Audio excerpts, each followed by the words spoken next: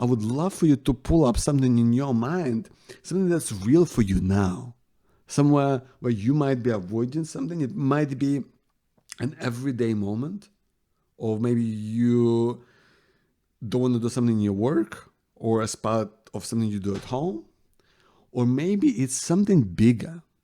Maybe it's something like this big conversation. Maybe it's like an epic moment, something that really is vital for you. Something that is, you need to get clarity. You want to step into something that's bigger than you. I want to give you a simple framework today to work through it, the way that I would with any of my coaching clients. By the way, if you don't know me, my name is Joe Bakhmutsky. I am the founder of Power to Be Happy. This is a place for healing, a place for sharing your truth and stepping onto the path towards living a greater life. A life that is oriented towards hope, towards giving the best of yourself, towards feeling and giving love and feeling just happy in the life that you are living each day. And so today, I want to tell you that avoidance is always a symptom of something else. Avoidance is actually a great symptom that tells us that we have an area of our life that requires your immediate attention, that requires you to step in and figure something out. And I want you to pick out a situation, whether it's, everyday situation or whether it's a turning point that you want to decide for yourself today. Because I want to walk you through these 5 things that are going to be really important. And, I realized in my life, at one point, when after breakup, when I was alone and I was miserable and my partner of 5 years walked away to be with somebody else, I hated myself. I was in such a low place. I was depressed. I was drinking each day. I felt worthless. And yet, there was a part of me that felt like I deserve to be loved. A part of me felt that I deserve to feel like that feeling that somebody just gets me for who I am. I want to be able to give love and be loved in return. And I had no way of doing that. And I didn't know how to meet women. I had no idea how to do dating. I had no idea how to make eye contact. I was petrified of just being with someone because of, going through rape as a child. Like when I would meet a woman I liked, which wasn't often, but I would meet her and just I wanted to have sex with her, but like I felt kind of frozen and numb. And that was an awful feeling. And every time I felt like, part of me felt like I wanted to pull away. I wanted to get away from that as far as possible. I wanted to crawl into a hole where I would not be seen. And yet, I wanted to go through all of this struggle and pain just to get through to the other side. Just to be able to be in a place where I have hope that one day I'm going to meet someone. And it took me a long time. It took me more than 3 years to get to a place where I was ready to meet someone. And I did. And it is, meeting my wife is the biggest accomplishment of my life. But it happened because I had clarity around what I was avoiding and why. And I want to share with you today that avoidance is a symptom of not believing in yourself. in a particular part of life. Now, maybe there's other parts of life where you truly believe in yourself. But this is why I asked you about what is it in your life where you feel you're kind of avoiding a little bit or pulling away from or coming up with excuses. Because it's about putting some confidence back into that area of your life to decide one way or another what do you need to do to find yourself feeling capable that you can figure this out, that you can find your own path, that you can face what it is and you are able to meet this challenge head on and figure it out. So right now, I want to run you through the 5-step framework that will help you to reconnect with that truth within yourself. Whatever it is that you might have been avoiding, reconnect with that faith. Put that faith in yourself. That's why I call it faith, because it's 5 simple things so that you can believe in yourself again. Believe in your truth. Believe in who you are. Find that faith within you. And F, faith for me means focus on the why, not how. Oftentimes when we need to do something, whether it's, going to meet with a person you don't like, sometimes we think it's we have to psych ourselves into it. And it's hard. It feels like you're like forcing yourself to do something. You're using your precious willpower to just kind of will yourself into it. And that's really hard because you're like pushing and pushing and pushing. And pushing doesn't work really well.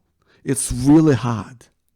And at some point we run out of willpower and then we can't push anymore. We got to pull ourselves into it. We got to set the right condition in life so that you feel you're like you get pulled towards it. Even if it's hard. Like the how, when I stopped focusing on the mechanics of going on a date, of worrying about whether this person might like me, of worrying about how I look, on focusing about how I feel ugly. When I stopped focusing on my own worries about how things might go, worries about how things are nothing to say, a million things circling through my head, worries, concern, inadequacies, insecurities. What helped me wasn't that those things went away. They were still there. But what helped me was focusing on the why. And that why was that hope to meet someone who will truly love me. To meet someone that I felt like I had this whole reservoir of love that I just wanted to open the floodgates and let it all out. That was my why. And when I focused on that and put that first, everything else became secondary and it stepped into the background. So here's what I want to ask you. When you think of the situation you are avoiding right now, and you maybe thinking about how it might go or how things could go wrong or how you might better approach it, what if you instead think of why is that important? Why is that a big deal right now in your life? Like, why is that a big deal? Why is it important for you to have this? And sometimes, it takes a little bit of kind of digging in to say, like, why do I need to do this? And sometimes you might find you don't have a great reason. And in that case, you go, well, maybe I shouldn't do it. But what you might uncover is that the reason that is personal, that is moving to you, that you resonate with. And maybe this reason you held back on because you didn't want to be judged and you didn't want to look stupid if it fails. And you realize that maybe it doesn't even matter how you're going to look or what other people might think. Because the why is important to you, not them, not anyone else. The why, the focus should be on your internal reason why. So here, my friend, I'm here to ask you to focus on why doing this thing that you might be avoiding. Why is that a big deal for you? When you can get clear on that, and when it becomes the real focus of your life, other things step away.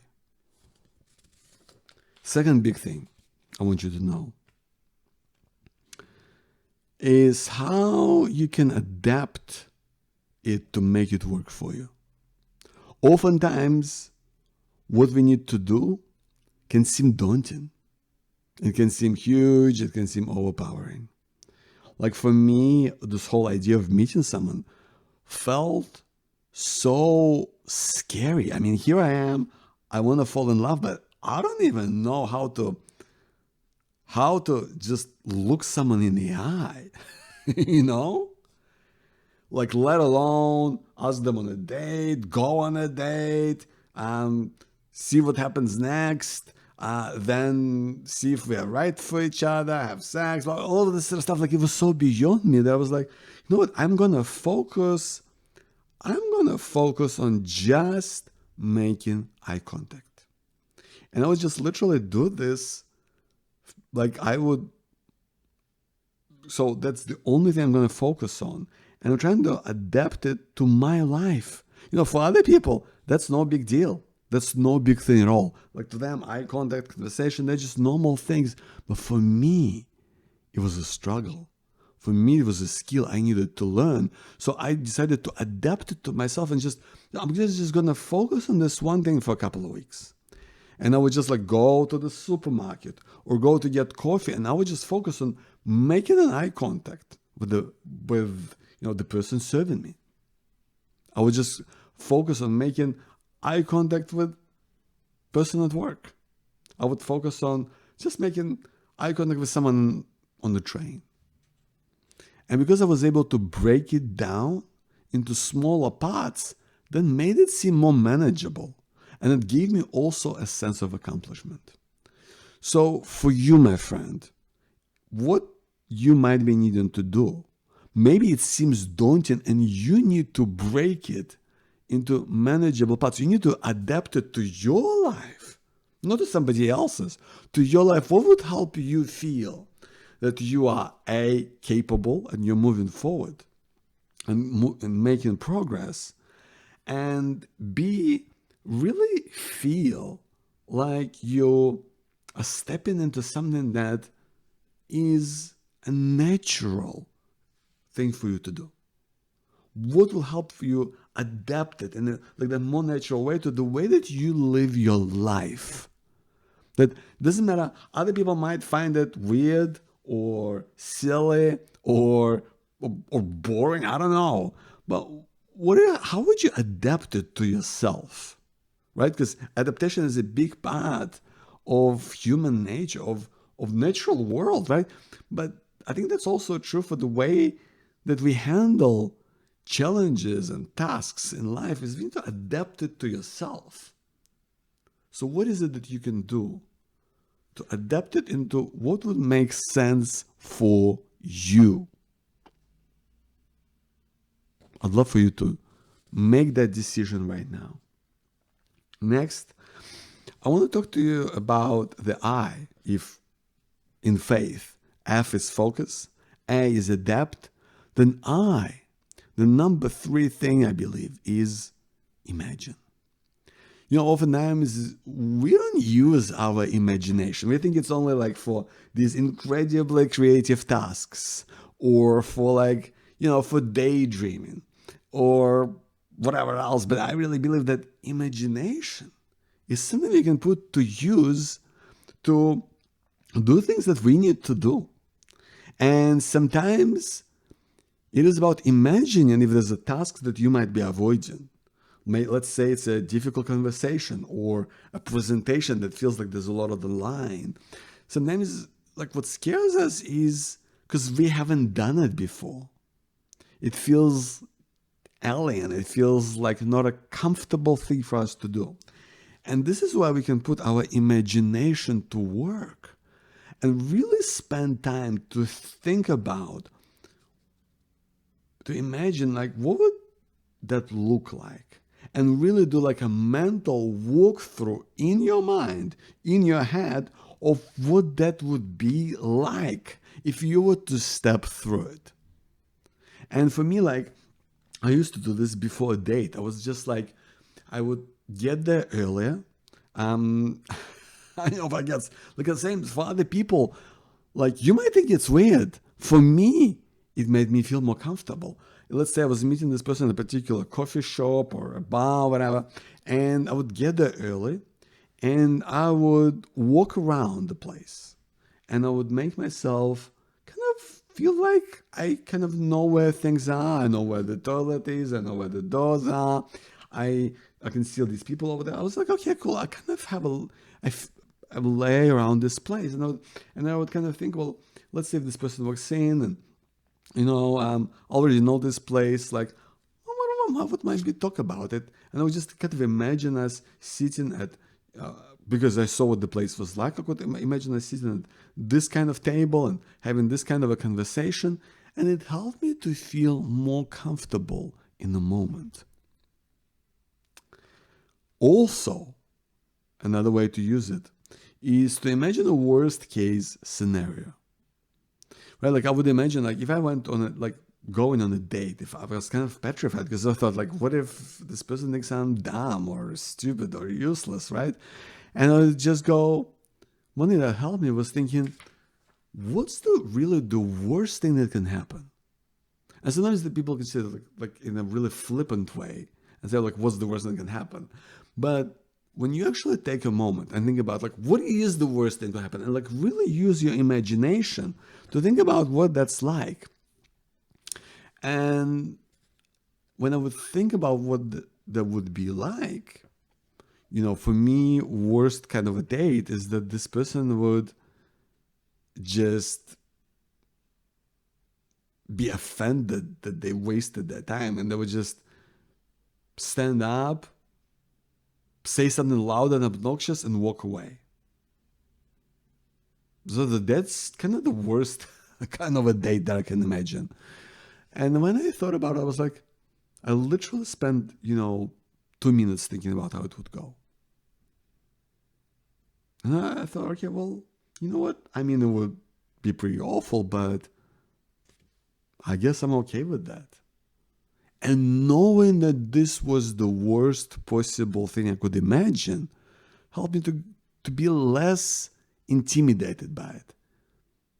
So what is it that you can imagine how things might really go, like really picture it in your mind so that you are more comfortable with the situation?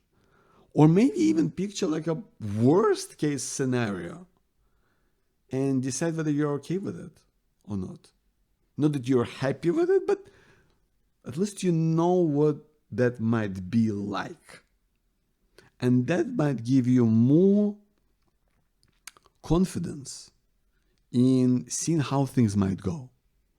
And this gives you that sense of feeling more capable to handle it, because you've just imagined what it might be like. You imagine how things might turn out, even if things don't really go the way you want them to. That's what makes us feel like we are in control of the situation. Even if there's parts of it you can't control at all, but you can control how you approach it, how you imagine it. You control how you've adapted to it. You control what you focus on. And you also control the way that you talk to yourself. If you're anything like me, and you've lived with trauma. And chances are, sometimes you are hard on yourself. And sometimes you're saying the most horrific things to yourself. That needs to change. We need to find a moment of compassion, the moment of saying good things to yourself, saying things that are positive, that are encouraging. Maybe at this point of your life, you don't have someone who can say these things to you. Then you can be that voice for yourself. Or even if you do, you will find yourself in situations where that person might not always be there, right in there with you. So we want to be that voice of hope, that voice of encouragement, that voice of positivity for yourself. And when I say like talk to yourself the way you would with a friend, that's exactly what I want you to practice. Is saying things to yourself out loud in a way that you would say if you were with a friend. If you were with a friend of yours and they were in a situation that you might be facing, a similar situation where they felt like, I gotta do something, but I just have these things that are holding me back from it. And, I feel kind of a bit guilty. I don't know. I'm not sure if I should go through this. How would you talk to that friend of yours? You wouldn't like laugh at them and go, ha ha, of course. I mean, you're going to look stupid. It's going to be a mess. Why bother, right? As a friend, you would say something like, look, like, give yourself some time. You're doing good. Just, I believe in you. I think this is the right move. This might be the right thing in your life. I know it's hard, but listen, you've done this sort of thing before. You've been through it. I'm sure with maybe some practice, or maybe like if you try things, or if we like role play through it, you can figure this out. And I want you to do this for yourself. I literally, sometimes when I have doubts or worries, I did it the other day. I was so just feeling worked up, and I felt like I was just running out of time. I felt like I can't do this properly. I'm late on everything. I'm not spending time enough with my family. I'm not getting things I need to do in my work. And then I was like, I went out of the house. I went for a walk, and the whole 20 minutes, I just kept saying to myself, like actually talking to myself and saying, Joe, you're doing good. Listen, you're giving your best. Here you're trying. Look, you spent a lot of time with your family today. And, in your work, you tried this thing and it went really well. And this thing, it just didn't work out. And that's why you felt you're running out of time. But you're doing good. You're actually doing all the right things. That frustration, it's normal. It's part of the journey. It's okay. You're doing good. Like I literally said these things out loud. I know it looks weird because I'm that weird person on the street who's talking to themselves. But guess what? It helps me feel better. And that's what I want for you, my friend. I want you to talk to yourself the way you would to a friend and encourage yourself to be more positive, to be the voice of encouragement and hope for yourself. If you were to meet yourself right now in a place of worry, in a place of stress, unsure of how things are going to go, what would you say? What would you do? How would you go about it? So crucial, my friend. So here's a quick run through reminder where we've been. We're talking about putting faith in yourself. We talked about focus. To focus on why. Reconnecting with your reason why something is important for you. Not on how you might go about it, because you can figure that out. You can try different things. You can make different ways of it work. You can do it trial and error. But when you focus on that reason why that is important for you, and stay connected with it on an emotional level, something that means something to you. That's the way to move forward. So that's F in faith.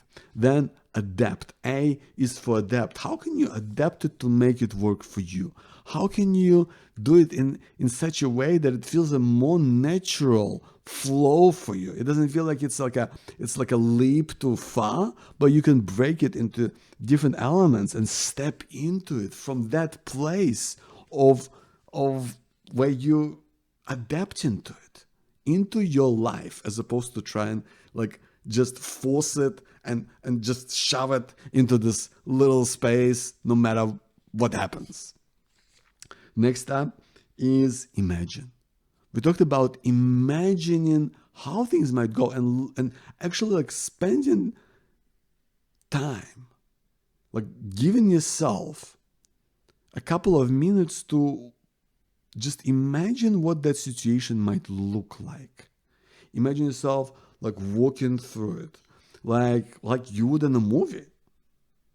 And sometimes maybe even imagining if you feel like if it stresses you, if the situation is uncomfortable and stresses you out, imagine like a worst case scenario, and not just like in some flippant way, but actually imagine what would that be like really, if like it couldn't get any worse, what would it be like?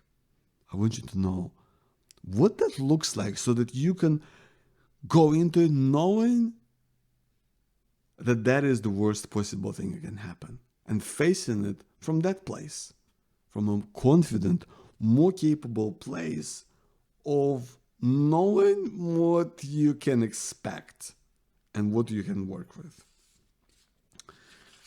We talked about the need to talk to yourself the way you would talk to a friend, being that voice of encouragement and hope, which is so vital.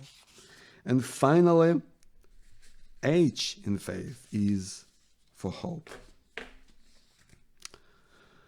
So often in life, my friend, we look and expect the worst of life. Because oftentimes that is what we have seen, right? That's what you have experienced in life. Just when you thought things were going up, things turn out wrong. I know that feeling. But I want you to summon that place of hope. To know that somewhere within you, we want to hold on and find that spark, that little spark that you don't know how things are going to turn out. And it's not within our control, but I want you to find that spark and go, you know what? I don't even have any of the answers. I don't know how things might turn out, but I hope that what I'm facing right now, maybe it's something I find so tough. Maybe it's something I want to run away from. But if I feel I've connected with it, if I need to do it, well, maybe even if it's going to take time, even it's going to take a lot of effort, even there's going to be plenty of things that don't work out along the way, I can figure this out. And I hope that somehow things can and do change for the better. That is the message of my book, Finding Hope in Times of Uncertainty, a guide to thriving in the challenging world of today. If you're looking for hope right now, my friend, that this is the book for you. It's available right here on my website. When you go to powertobehappy.com/book. That's powertobehappy.com/book. You can also go onto my website and just click on the book link in there. I wrote this book for you.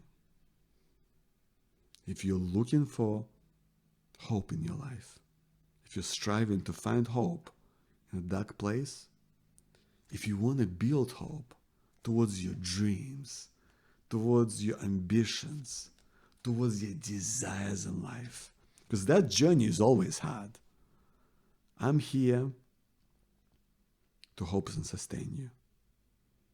this book is also when you want to share that hope and give hope to others. So powertobehappy.com/hope.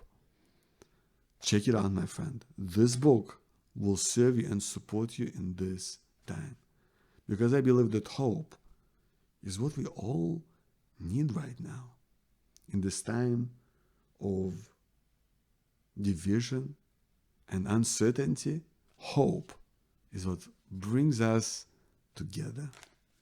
I hope this 5-step framework of faith, of focusing on your why, of adapting it to make work for you, of imagining how things might really go, of talking to yourself the way you would with a friend, and hoping that things can change and turn for the better for you. I hope that it serves you today. I hope you've been able to work through it in a situation that's true to your life today. And if you feel like that's something that was helpful to you, please let me know. And if you feel like what you need right now is that supportive voice of a coach, then I want to be that for you, because I'm a life coach and I help trauma survivors and those who've been impacted by trauma. I help them move away from just surviving into a place where you feel like you're thriving. You feel like your life feels so much better. Life where you have clarity. Life where you have confidence to do things that you need to do. Life where you feel compelled to just live with me and you feel that you truly belong in your life. I've built my program to do exactly that. That's why I call this program Clarity First, because I help you get clarity in every single area of your life and how to make progress and do it in the shortest time possible. Here to work with you, here to support you, my friend. Find out more about my program, my coaching program, to see if it's right for you. Go to powertobehappy.com and click on Clarity First to find out more. My name is Joe Bakhmutsky. Thank you for being here.